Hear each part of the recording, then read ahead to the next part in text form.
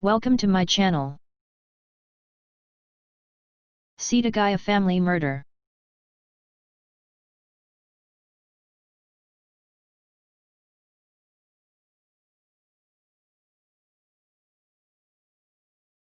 A big thank you to my viewer who suggested this content.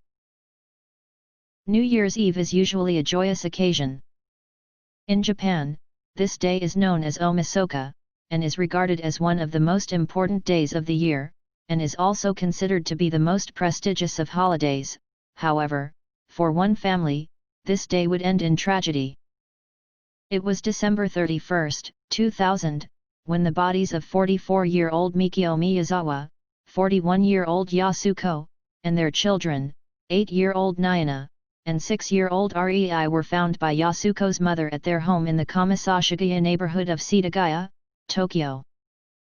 Mikio, Yasuko, and Nayana had all been stabbed to death, with Rei being strangled. Setagaya is considered to be a quiet area, and the Miyazawa family had only 2 neighbors.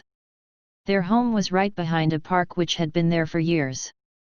Most of the noise came from the skate park right behind the family's home. Yasuko's mother had come to the house after she called the family several times and received no answer. She used her key to let herself into the home, where she was met with the horrible scene. The Tokyo Metropolitan Police believed that the family had been murdered on December 30 at around 11:30 p.m. The police also believed that the murderer had stayed inside the family home for several hours after the killings, but could not determine the reason behind this. It is believed that the killer had gained entry to the home through the second-floor bathroom window, which was located at the rear of the property. Police believed that Rei had been the first to be killed.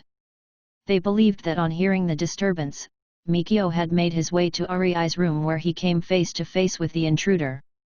It is also believed that Mikio was stabbed with a sashimi bako knife. Part of the blade had broken off inside Mikio's head. The killer is then thought to have attacked Yasuko and Nayana with the broken knife. It is thought that the killer stayed in the house for around 2 to 10 hours after the family was killed. It is also believed that the killer used the family's computer, which showed being used, after the family is reported to have been dead. He also ate the family's food, and used the first aid kit, as well as sanitary products, probably to treat his own wounds. Before the killer had left the house, he had gathered an odd variety of the family's belongings and rubbish. He put them in the bathtub for some reason, which police were baffled with. The killer had left behind a lot of evidence. Police also found clothing belonging to the killer. However, even with this evidence, police were unable to make any arrests for the crime. DNA and fingerprints were found at the scene, but no match to these could be determined. Police estimated that the killer was probably born between 1965 and 1985, meaning the killer was around 15 to 35 at the time of the murder. They also determined that the killer had been right-handed, and was probably of mixed race. Police discovered that prior to the murders, Mikio had been involved in several heated arguments with young skateboarders who used the skate park behind the family's home.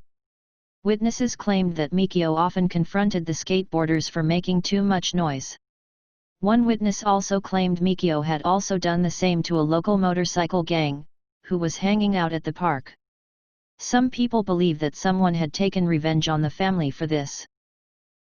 On the same night as the murders took place, a taxi driver reports picking up 3 passengers close to the Miyazawa home. The taxi driver recalled that the 3 men were middle-aged, and all 3 remained silent throughout the journey. The men were dropped off at a nearby station, and one of the men had been injured, and had left blood on the back seat of the taxi. It had also been discovered that on December 25, Yasuko had mentioned to her father-in-law about a car that she had seen parking in front of her home. Had this been the killer watching the family movements? The murder sent shock waves throughout the local area at the time.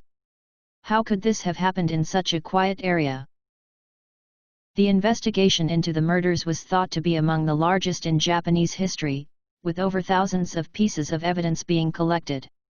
It is believed that around 40 officers are still investigating the murder full-time as of 2015.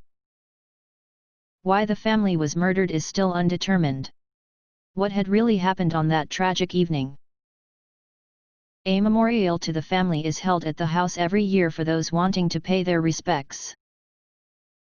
We hope that someday this case can be resolved, and the killer brought to justice. Our hearts go out to the families of the Miyazawa family. Forever remembering the Miyazawa family. May you never be forgotten. Thank you for watching.